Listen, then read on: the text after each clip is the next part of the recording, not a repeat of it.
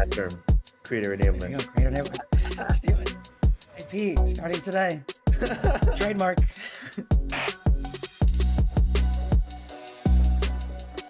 I think that is the way that you diversify risk. Because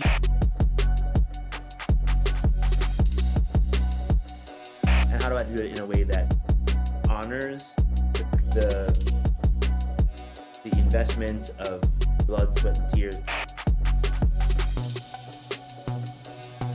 are we considered geriatric millennials? Is that what we You are? know what? Legacy building mode, right? Like, look.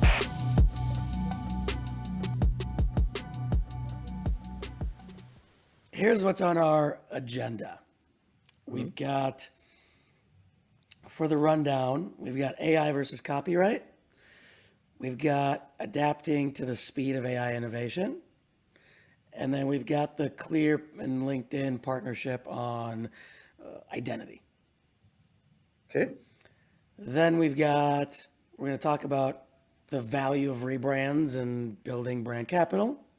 We'll talk about, there's three examples we had lined up, which were 7-Up, Pepsi, and HBO Max, or just Max at this point. And then last but not least is vertically integrated service models as a observation, as our perspective. So that's what's on the agenda. Right. Let's see, timing wise, we're good to go through for another hour and a half here, roughly. So we should look to wrap up our pre-convo in about 55 minutes or so. Leave us enough time for the core episode. Yeah.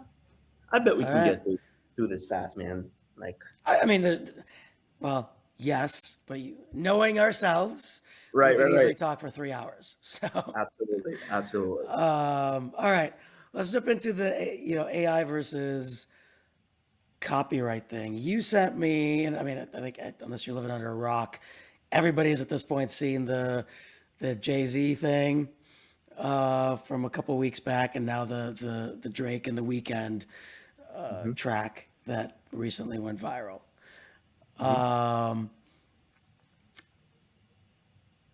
Let's kick it off with that. I know you have some, I think, strong opinions on this. I don't know if I'd say like strong opinions. I actually been reflecting a lot on some of the points that you had made around agile legislation, right? Because when I think about it, I'm like, yeah, I talked with a couple IP attorneys. I've been listening to what people are saying online. I just listened to the Lafayette podcast. It's like a legal super weedsy podcast. This morning they were talking about it, and it's like none of the existing laws can account for everything here. But on the negative side, it's putting a lot of artists' potential livelihoods at stake, right? Like, it's forget the scam artists and all that. Like, legitimately, there are artists that are in trouble with this, right? Like they, and there's no protection for it, right? So from that standpoint, I'm like, yeah, it's here. It's going to be here. There has to be some sort of legislation on that, and I'd love to hear what your thoughts on the proposed legislation for it, because the name, image, and likeness is an issue. The payment is an issue. The ease in which you can do these things is an issue. And that's just on the music side. On the audiobook side, I know it was a whisper at one point, but it's coming. I bet it's going to come back around. Apple was already working on synthetic voices, Mm-hmm. very similar to Siri for audiobooks, right? So if you've written a book, give it to them. They already do a version of it Mm-hmm. um,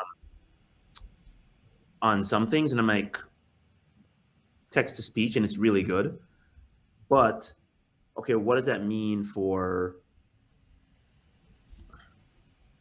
a lot of the a lot of the folks that signed the rights to have their voice used didn't know or expect that this was going to happen.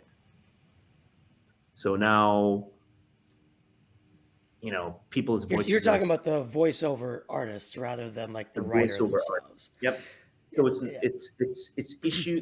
There's a legal side of it with that, and then there's the name, image, and likeness piece of it, and it's Yeah. messy across the board. So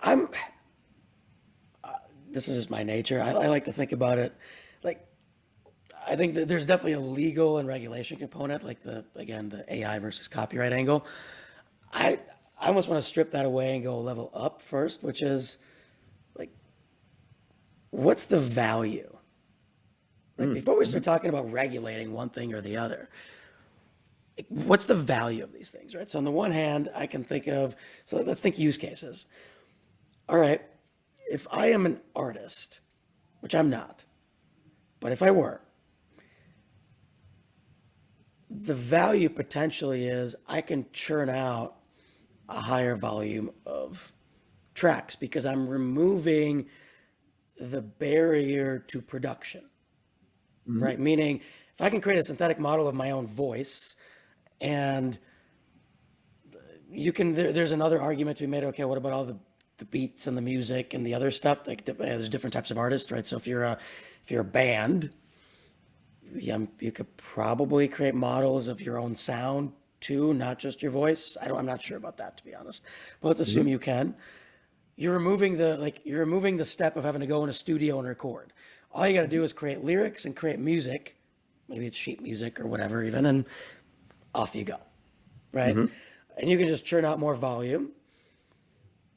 I can see that being valuable. The question is that a good thing or a bad thing? I'm not sure. Mm. I don't know that I have an answer to it. I'm not in the music biz, right? As a consumer, I could see that being good, but also at some point, like, at what point is enough enough? I mean, how much new music do we really need from a given artist? Like, how much can we all really listen to on any given day or time frame or whatever, Mhm. week, month, etc. Right? So there's that. There's the use case, and is it really a valuable one? And at what point does it become not valuable? Then there is what you were talking about, which is the knockoffs. Okay, well, now it's easy for anybody to come in and create either a knockoff, which is a problem for sure, or even something similar, right? I mean, I'm sure there's gonna be some making arguments. Well, no, this doesn't sound exactly like Drake and The Weeknd, but very, very similar, Mhm. right? Because we were having a conversation last time around, well, about art. Well, like, yeah, it's not the exact thing. It's not, we weren't using this example, but it's like, it's not Bansky, but it's Bansky esque. Mhm. Is that a problem? Inspired. Inspired, exactly, right? Well, I mean, right now you can make the argument that artists have always been inspired by others, but is the problem of how quickly somebody can become inspired? Like, Mm. Mhm. I guess it's sort of I go back to the original definition, right? Words matter, use them wisely. Original definition of the word, inspired. Is using generative AI and writing a prompt that says, I'm totally going to bastardize this because it's more complicated than this, but hey, create me an illustration or a song in the likeness of Drake or an illustration in the likeness of Bansky or whoever your favorite illustrator is or whatever. Is that really inspiration? To me, that's a form of copying. I don't know. So like I'm thinking more of these higher level, like those are the questions in my mind before I even start thinking about regulation. Because how can I regulate something that I don't like? What am I really trying to regulate? Mm-hmm. Right? I think it's easy to just jump down to say, oh well, it's a likeness and whatever regulation. Okay, yes, true. Like I, Mm-hmm. I think I think there's a very quick thing that can be done for anybody who is training an AI who's not that person. That should not be allowed in my mind. If you are not Drake and The Weeknd, you should not be allowed to create an AI model and create music and release that music. Like to me, I think Mm. that's a no-brainer. I don't see why that should be allowed. Just like I don't think you should be allowed to say, "Hey, create me a piece of art that looks like Bansky or any other illustrator and release it and get paid for it." I think that's ridiculous. But if you are that artist and you're trying to increase your volume, that's where things get interesting to me. And I'm not sure whether there should be a regulation component to it, Mm-hmm. or and if so, what should it be, or if you just let the market figure it out. Like, hey, at some point you don't need any more volume, then the market will tell you that. Interesting. You know what's coming to mind? Do you remember when Frank Sinatra, they released a a remastered of his catalog with a bunch of modern artists, right? I don't know, but I'm not surprised because I've seen that happen with a bunch of other artists. Yeah, and I think of like there's two scenarios that I'm thinking about with that is so that like Frank Sinatra's um, estate benefited from an entire reimagining of his catalog, but there was licensing around that, to be able to make that happen. Like, they had to give permission for it to happen, Yes. right? And then I think about, okay, so there's a way of continuing to reimagine the work. I think of Taylor Swift, like re-recording all her music, Taylor's version, to get away from the legal contract that she has. You Mm-hmm. know, then I think of Adele, who still has a lot more years of music writing capacity, but she had a scare there a couple of years ago with her voice, Mm-hmm. right? So, you know, so again, like, what does that make possible with Mm-hmm. if you own the rights? And actually, Yep. you got me actually thinking quite a bit here on the locking down the because all this stuff needs to be trained, right? And if you can lock down the training data, then you have the ability to because then if you're like, yeah, making it sound kind of like Drake, you still have to train it on Drake's music to get to that point. So is there a way to regulate that piece? I don't know. I mean, to me, like the problem. So there's one other angle that we got to talk about really briefly, which is, okay, these are the artists. What about like the voiceover people? I'm not talking about like famous voiceover people that do voiceovers for like Pixar animation. We're talking about the voiceover people that do commercials that nobody like. You recognize the voice, you have no idea who they are, right? Right. So I think that's one thing we talk about. But shoot, I just totally lost my train of thought. Say what you just said. That's going to get me back on track.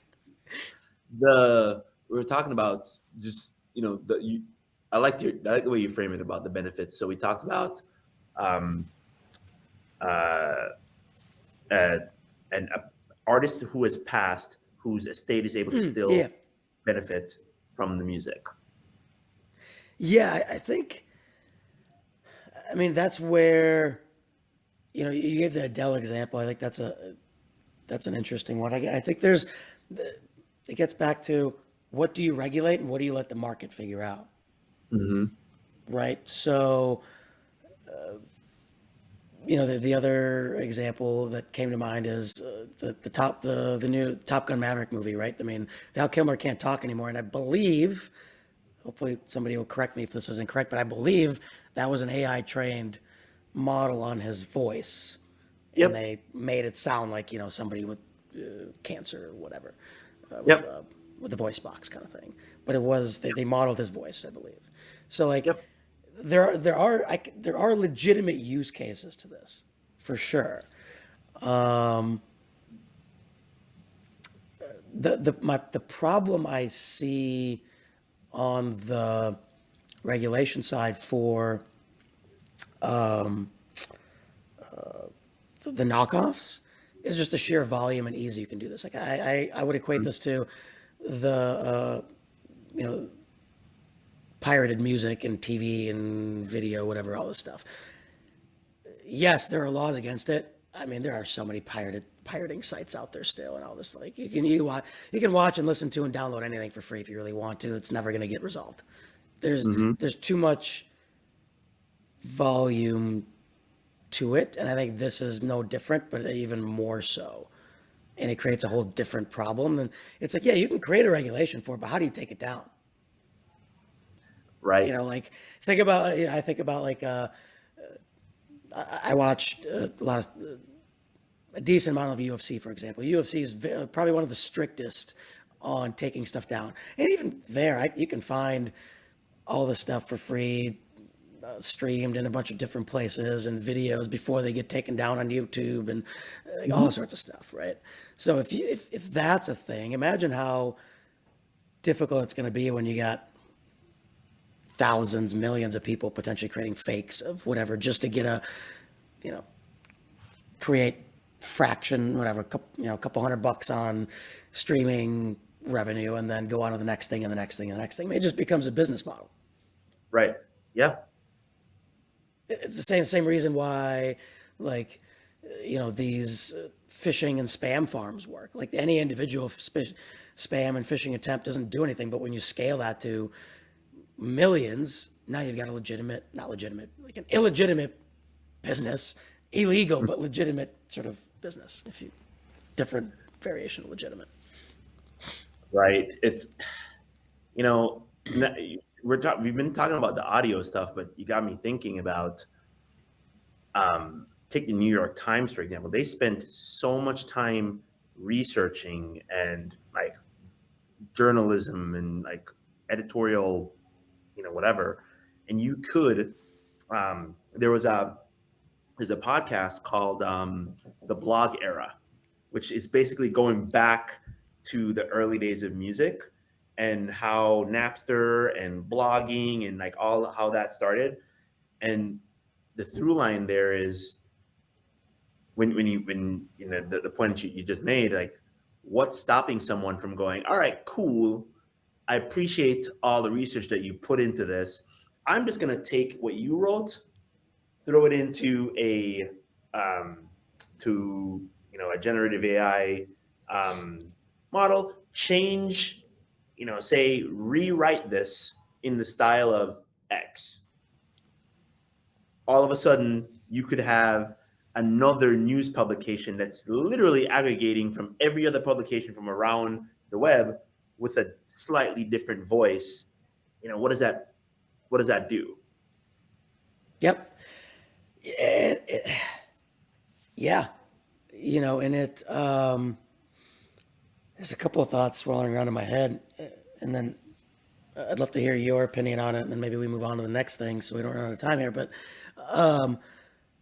one thought swirling around my head is like, is the solution not regulation, but instead finding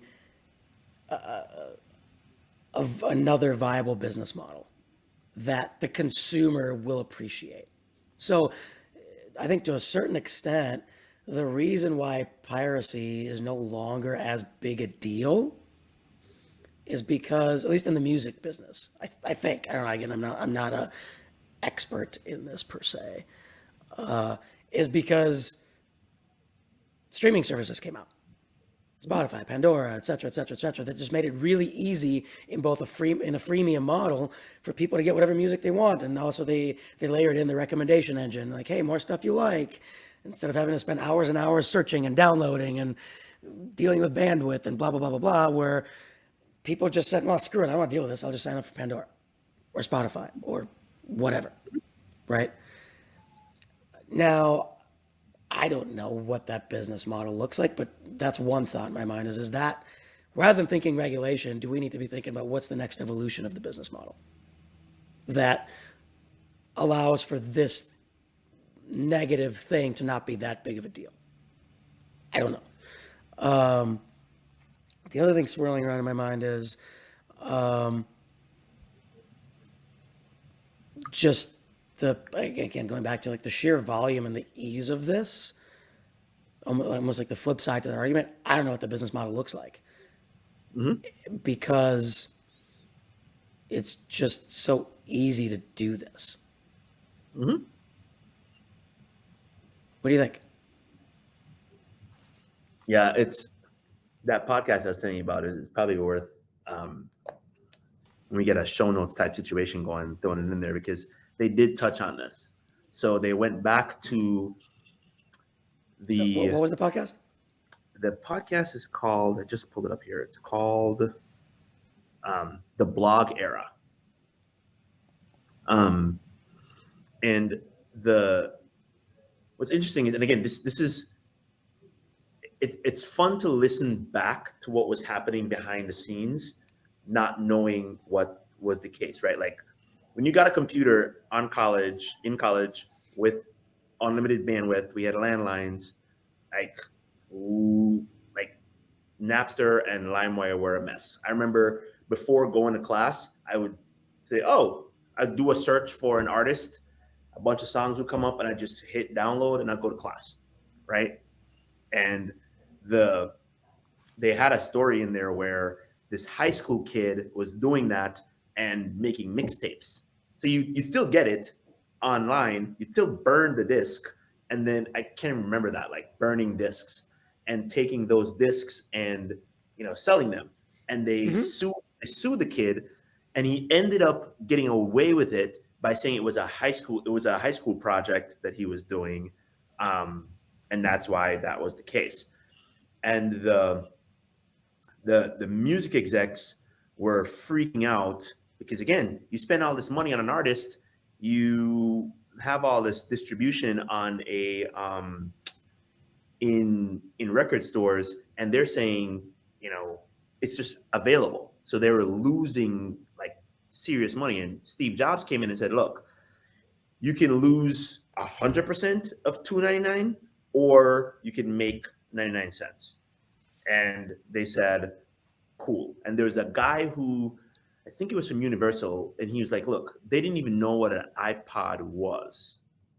So he was like saying, this is what an iPad or iPod is, and here's how here's what an MP3 is, and here's how an MP3 downloads and goes on there. And they were like freaking out. Well, it's hard to imagine not having MP3s today, right? So I'm with you. Like the models are gonna have to evolve. I think if they have learned anything, the industry, they'll be proactive with coming up with that. And all this cease and desist and everything that they're trying to do right now is just kind of a slowdown tactic so that they can actually figure out a business model, because there's absolutely no way the genie's going back into the bottle. So Oh no, 100%. I mean that's just the technology in general. So last thing that maybe talk about really briefly is the again the non-famous people that are doing the voiceover work. Let's just say in this case, and there's a couple articles out there about this, and my thought on it is, well, why is this even allowed? Forget how you regulate it. Actually, and I actually think this is easier to regulate because it's companies that are doing this work. It's Apple, it's whoever, right? I can't remember, Amazon, whatever, right? And what's the value? Like, what is the economic value? Because anybody really are there any consumers out there really going, yeah, I'd really love to get cheaper, whatever commercials or cheaper audiobooks or anything like that. I don't think so. Right now, on the flip side, there's the companies going, well, everyone's always trying to get more margin, but if that means you have to trample over a whole bunch of people, that's your problem. If that's the only way you can do it. So I don't know. Like this is where I have my question really is like, what is the economic value to doing some of these things? Like to specifically taking some random person's voice, building a model on, and be like, hey, thanks, you're done, see ya. Right now, if you create a model where you build a model off their voice and you pay them royalties every time, where it's the same thing, like, hey, you could lose 100% of this, or you could keep perpetual, whatever, then maybe that's a decent model. Because sort of at that point, it's like, well, okay, I can do more jobs. I don't have to record every single thing. I can record once and move on to the next thing and move on to the next thing potentially. I don't know. Like limited use licenses for voiceover models. Yeah, I mean, using your same framework of zooming out to the economic value first and foremost before even separating the two, you know, I think of how many artists and creators and screenwriters wouldn't get their movies or shows made because of the economic risk of it has to be a blockbuster for Universal Studios to do it, right? And I think of what was that one with Patrick Swayze? Um, it's not the Talking about the political new drama. one that's being remade right now, Roadhouse. No. There, Oh, there was one where it was a political drama. He was in the White House, shady dude. It's like politics. I don't remember. I'm blanking on it, but no, it wasn't West Wing. It was on Netflix, but it wouldn't have gotten made on Netflix. You know what? Here's a better example. Uh, um, uh, Lisa Ray, right? Is it her name? The one that did um, God, I'm blanking on all these people here. Okay, here's one. Ramit Sethi, right? So I will teach you to be rich. There's a book, right? And there's no way that would have gotten distributed in theaters or anything like that, right? But it's all around financial literacy, right? If you didn't read the book or listen to his podcast or take any of his courses, right? Like now his Netflix special is completely accessible. So you think about that, and like you're gonna have a generation of people that just binge watched a series on financial literacy that would never have gotten made had the cost of production and the risk for production hadn't gone to pretty much zero in Netflix's case, right? Because he bears all the burden. Now, granted, he's making money in multiple ways, right? Um, but the model of he owns the IP, he's created a podcast out of it that's on a podcast network that gets, he's getting paid for advertising dollars there. He's got his book sales that he's doing. Um, and now he has this Netflix special. And now you have a generation of people that were getting their financial literacy from TikTok. Now there's another way that they can do that. And it's now trendy, right? It's now trendy to be financially literate. That would not have happened had the economics of it not gone down to like zero, right? So I see the benefit of of that sort of thing. But again, it's like, and think about kids who are, so even you talk about audiobooks now, like Kevin Hart has a whole audiobook series, right? Like if you can't afford to watch his stand up, or you're, you know, visually impaired, right? So you wouldn't be able to read his books. Now you have um, access to his comedy and his stuff, but he is like, it's through his production studio that all this is happening. There's value in that, right? He's also advertising with Chase, right? And he's also advertising with Fabletics. So the IP still belongs to him, but the fact that there are these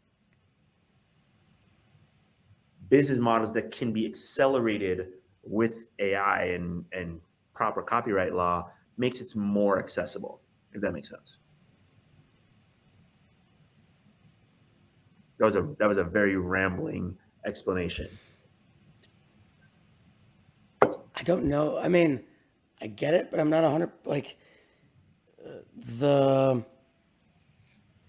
I guess the question I have for you is all those people that you mentioned, they had already they had spent a lot of time building up their brands and clout and everything. Right? And there's a bunch of other examples we can come up with, right? Right. Adam Sandler and whatever. And a lot of them took, and these are all actors and whatever, but they Mm-hmm. all took, to a certain extent, a similar approach to own their IP. I mean, you could have it in the music industry, like Prince at one point. Like they all, like all these people that create their own record labels so they can own their masters, right, in the music industry, or in the entertainment space that create their own production companies, and they built up a brand where they can do whatever they want, and then at that point, you can, like you mentioned, like the Netflix specials and all this other kind of stuff. um, I'm struggling to see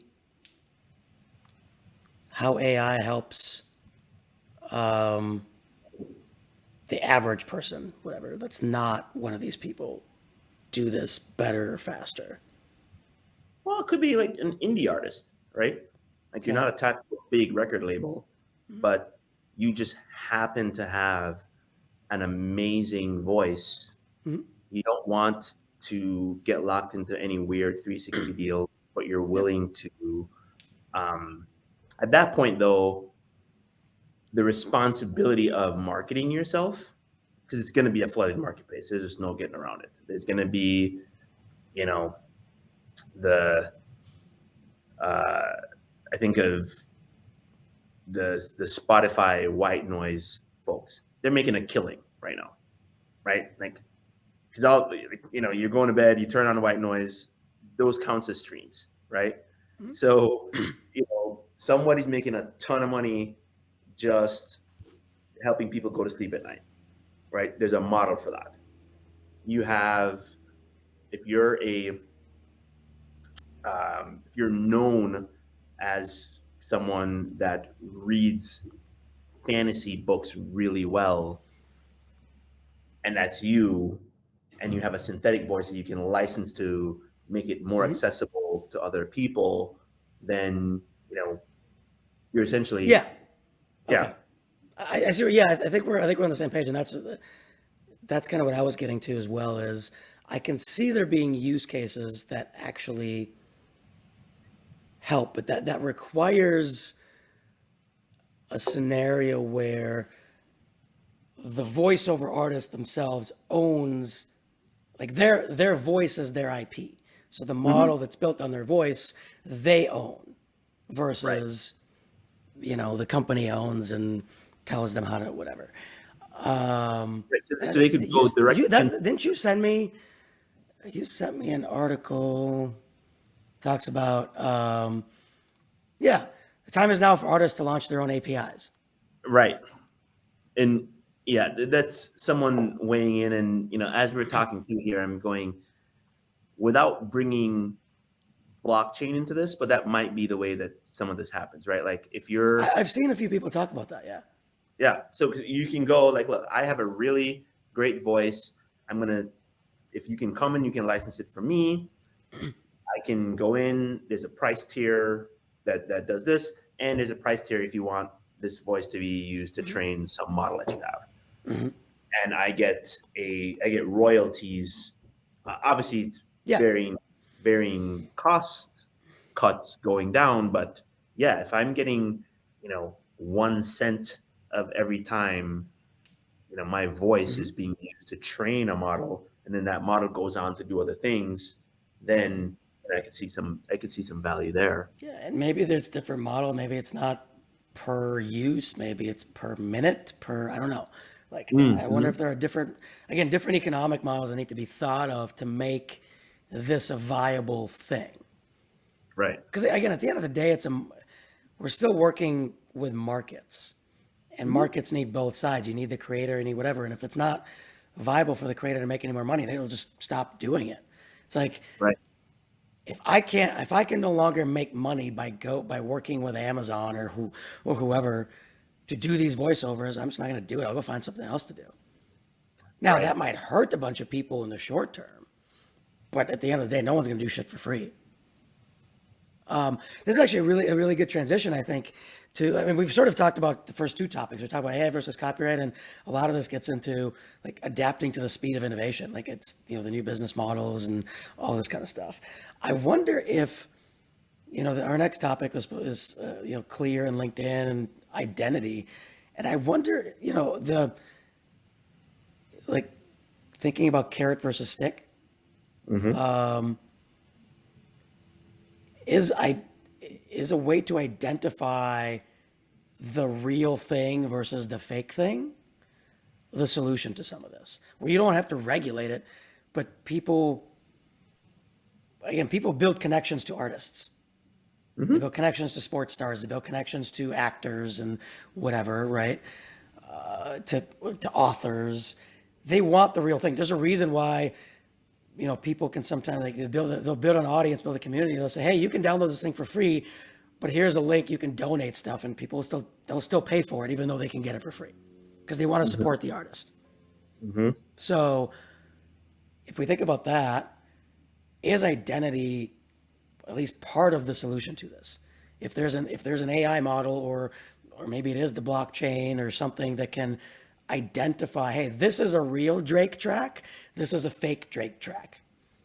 Hmm. Does this dissuade people from listening to the fake Drake track? Or enough people to where it's no longer a viable or as viable enough of a thing, or at least it decreases the risk to the artist where it's like, okay, cool. Like, yeah, some of the shit's gonna happen, but I don't know, man. Like, I think it's gonna have to be a B2B play where that's concerned, because like Andre knows that the the Jay-Z track is fake. He knows that, right? But as far as the beat bopping and the hanging out with his friends in the morning and like doing all that, he's still singing the song. So like the emotional reaction that you get from music, man, yeah, I don't but know. okay, fine. Let's take that up a notch. Then does it create a model where the streaming services, if we make it easier for them to identify what's real or fake, can That's what they can the they beat. can they choose? Okay, we are choosing not to stream this at all, or we can downgrade it in our recommendation engine. Hey, it's a fake thing. We're just not going to recommend it that often or at all. So if you want to look for it, Right. go for it. And we're going to clearly label it. Yeah, yeah. Who's working on something like that? But it's for art. Adobe. Um, Being able to stamp. I mean, there's got to need to be a lot more digital literacy to make that a thing. But yeah, that might be the thing that needs to happen. And I think the point that you're making about identity, it's gonna need to be at a premium. Like we're gonna need to invest in, this is me, right? This is you know. What's fascinating to me is, and here, I'm gonna say this, and I want your opinion on, I want your response to it, and I'd love to hear your original idea behind, because you wanted to talk about this. I know you got some thoughts. So, what's fascinating to me is, a year ago, the hot thing was Web3 and blockchain, and we've Mhm. sort of everyone's sort of forgotten about it. But the hot part of the reason why a lot of the experts are all about is, oh, it's decentralized and it anonymizes, or pseudonymous identity was a big Mhm. thing, right? That was kind of touted. Now we're almost kind of flipping it. It's like, well, no, no, no, no. Pseudonymous doesn't necessarily help me. I want people to know that, no, this is me and this is the real thing, but I need to prove it through some sort of, smart contract, if you will, that's on the Mhm. chain that proves Mhm. that this is real and nobody else can have it because that token, whatever. I'm bastardizing this entire thing. I'm no blockchain expert, but like, this can't be connected to a fake thing because they can't get access to this thing, Mhm. right? Whether it's an NFT related deal or whatever. So it's almost like same tech but totally flipped. Mhm. Yeah, I'm thinking about this with through two lenses. When when our generation entered the workforce, social became like a serious thing because it's a thing that we use to keep connected with each other and so on, right?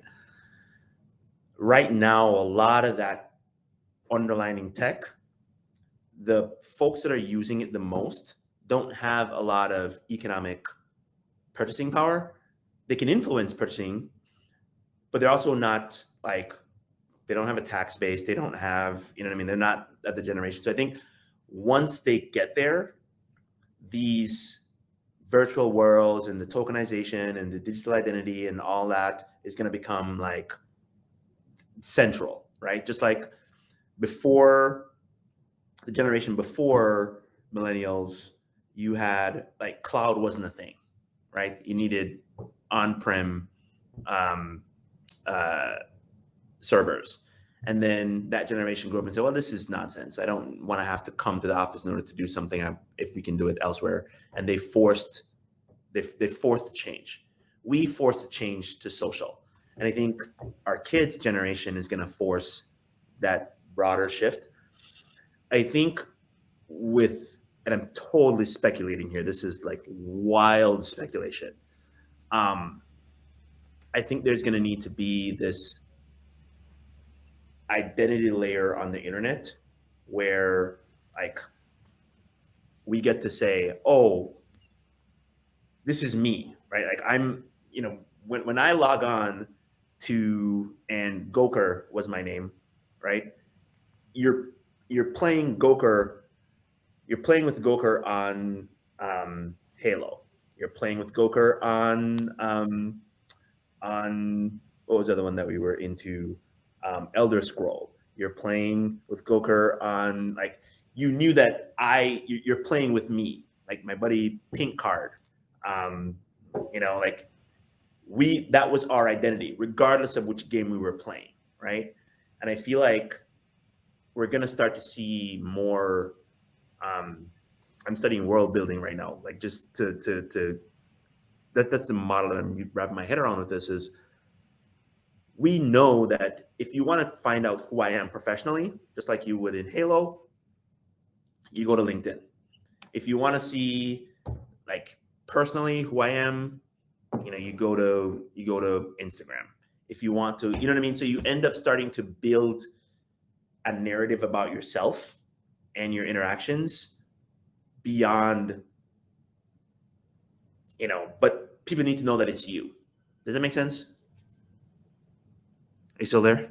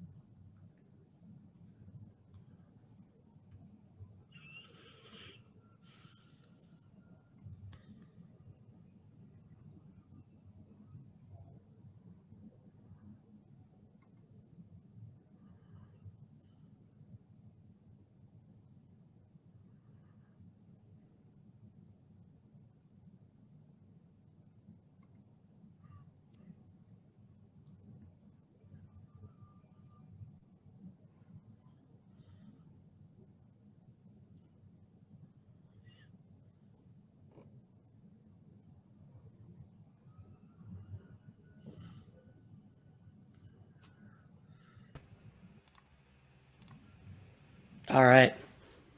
Pardon the technical Uh, interruption. no worries. That was the first time that's happened in the middle of a stream before. That's one. I thought it was was on mine. Nope, nope. This was me. All right. We'll cut this. Actually, I don't know. Is this still recording? Yeah, it's still recording. Okay, I have Yeah. no idea what.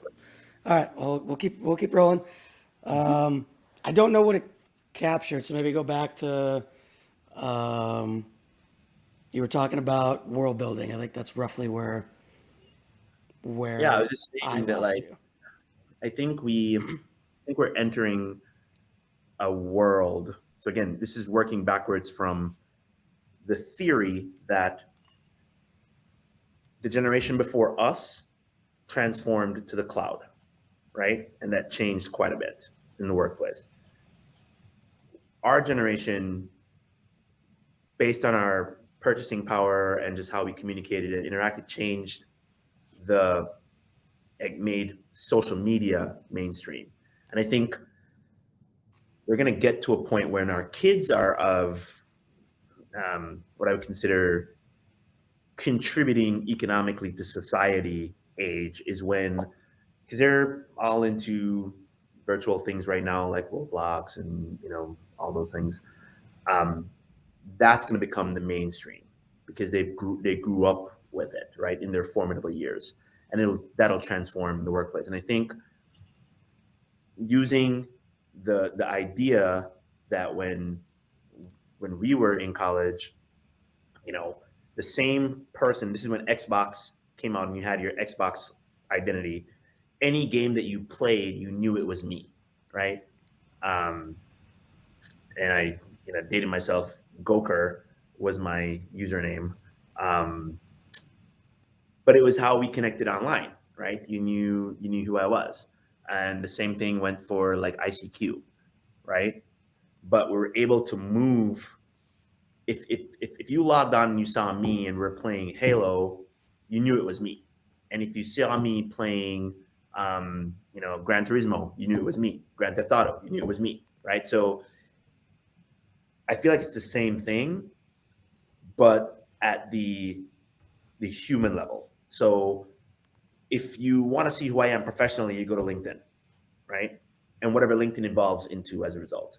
If you Mm-hmm. want to see who I am and the things that I'm interested in and the sport teams that I follow and all that, you go to Facebook or the Meta ecosystem, right?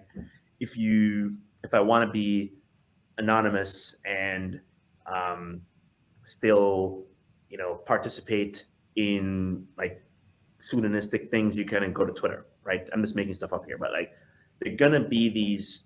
When I think about world building, it's like regardless of where you interact with me, there's an understanding that I'm multifaceted. But if you want just this narrow slice of who I am, that's the use case that you want. This is the channel to go engage with me. And I feel like that's where that identity layer becomes really, really important because if I wrote a book and you found the self-published book on Amazon so interesting, and you click from Amazon to go find out who I am, I want you to find the real me, right? If I And vice versa, like I was the one who actually wrote this book, right? I want that credit.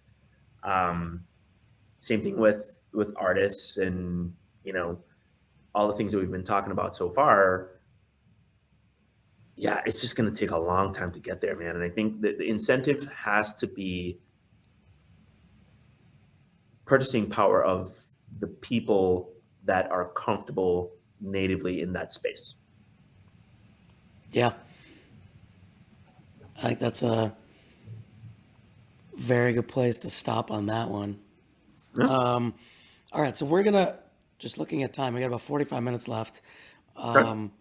I don't think we'll be able to get through the next two topics and then record. Okay. Let's maybe briefly just talk through high-level talking points for the rebrand and the vertically integrated business models, and then just hit record and get going. Cool. Let's do it. You cool with that? All right.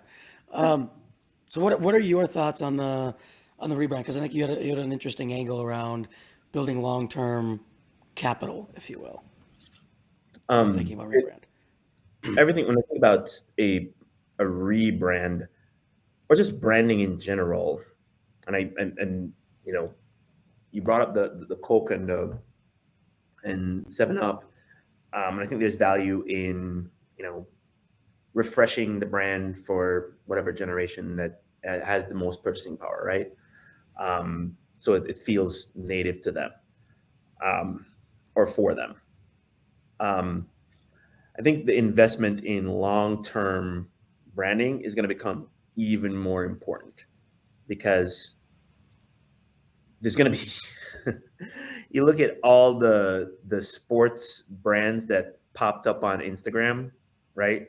Of like, there's so many Lululemon knockoffs that came on the market with the same business model.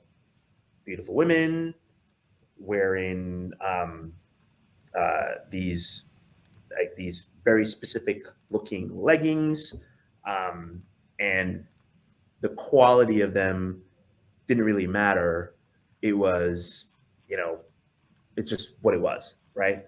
And Lululemon was able to preserve their brand authority because they focused on what the brand stood for: wellness, so on and so forth. So when you go out in the world and you see someone in a Lululemon outfit and you see someone in one of these knockoffs, you go, okay, there's a brand association with this one. This one, you have no idea what it is, right?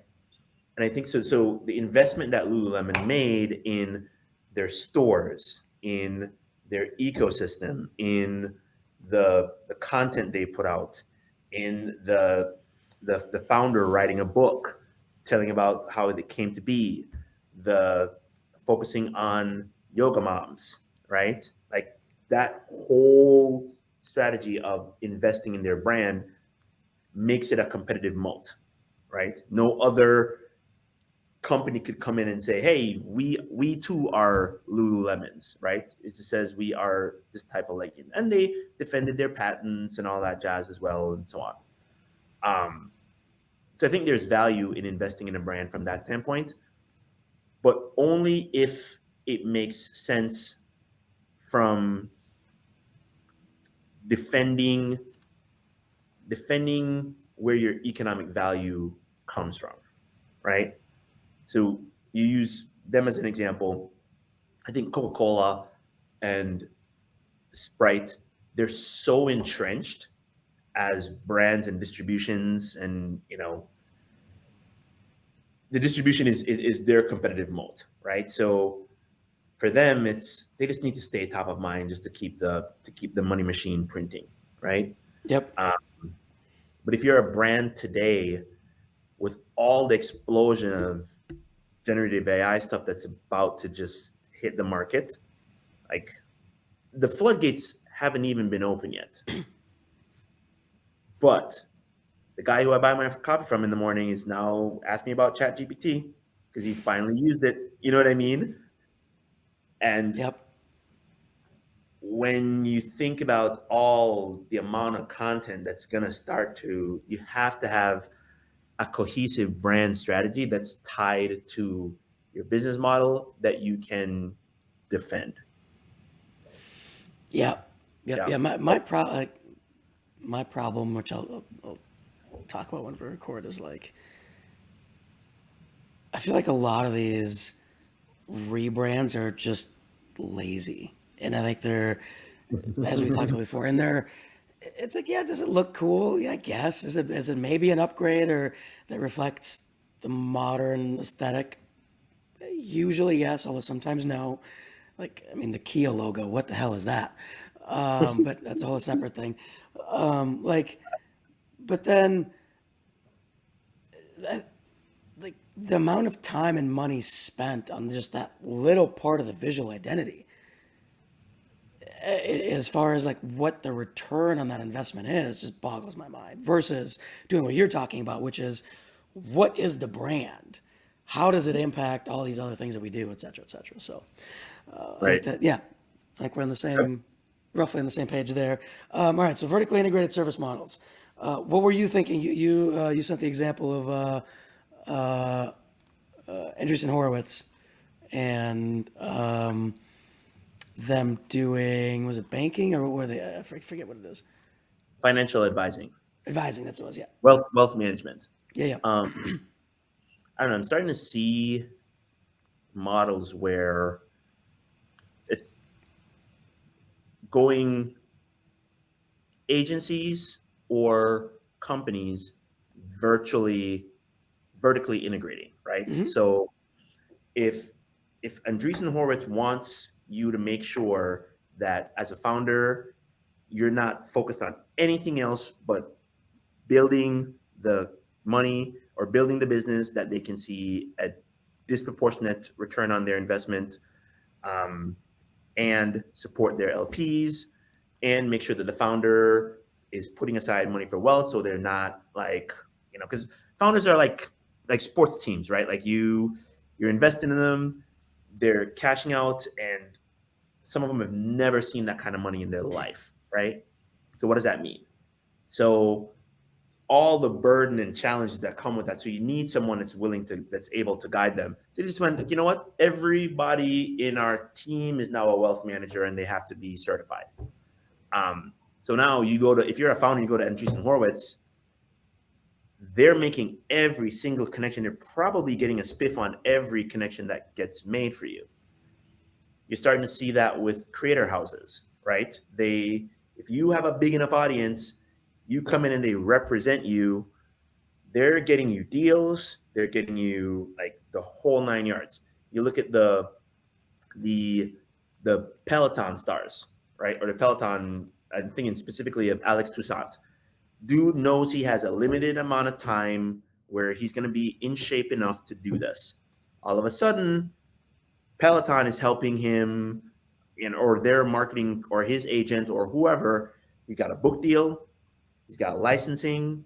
He's got his own brand. He's got his foundation. He's got like all these things. But they helped him with everything: design, social media management, Yep. like they're Yeah. doing all that for them. So I don't know. Yeah, and there's a great example. There's a CMO. We're about to have her on our show pretty soon, but this company called Nimbus. They're in the banking space, so they pretty much set up like niche banks. And I'm not going to get into too much detail, but they also offer like campaign management and branding and all this other stuff to build the bank for somebody, right?